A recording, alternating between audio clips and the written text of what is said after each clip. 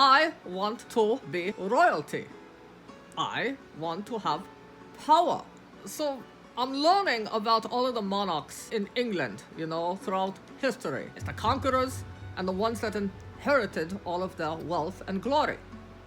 I guess I plan to do both. King James I. He was already King James VI of Scotland. You'd think that would be enough. But his cup overfloweth, and he inherited the English throne.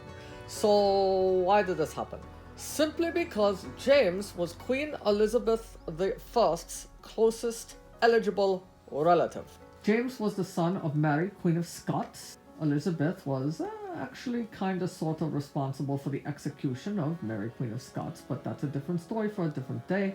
James became the King of England and the King of Ireland, and this was known as the Union of the Crowns, and James referred to himself as the King of Great Britain. King James was also responsible for a new version of the Bible, the King James Bible. How's that for being original? This book is a reflection of the intellectual that King James saw himself as. The book basically describes his views on witchcraft, of which he had an intense fear.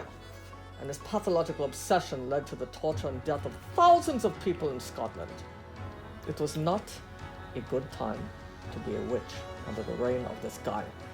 Scottish Parliament had actually made being a witch a capital offence right before James's birth. But James caused havoc and panic and destruction exactly 3 decades later, when he believed that his Danish bride Anne was being targeted by witches. He had a pretty wild imagination.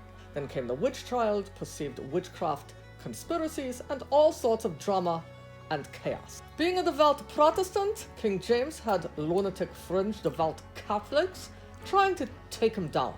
The goofball to end all goofballs was this guy named Guy Fawkes, who, with his Catholic cronies and conspirators, tried to take James out in the infamous failed Gunpowder Plot of 1605. This was not a well-executed plan to explode the House of Lords and kill the king, as the plotters were found out. Guy Fawkes was hanged, drawn, and quartered for his offense of high treason.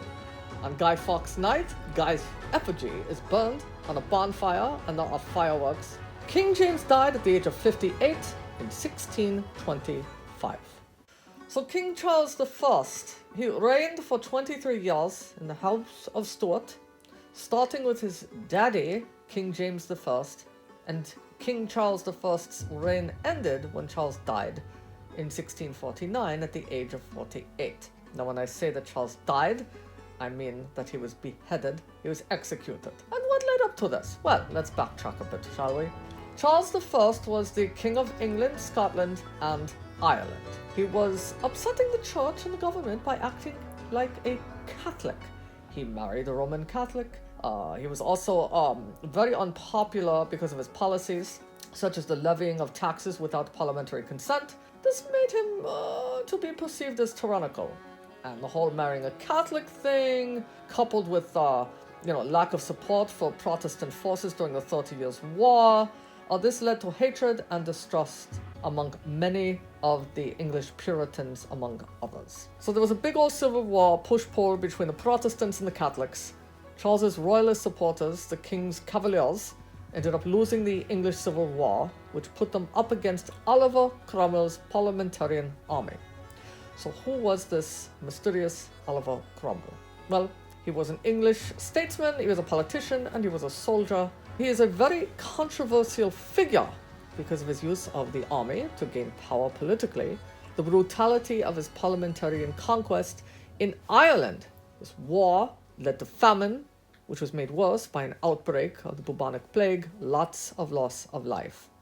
After Charles lost his head and the monarchy was abolished, Cromwell became Lord Protector, and he held this title during England's short period as a republic. The monarchy was restored when Charles's son, Charles II, took the throne in 1660.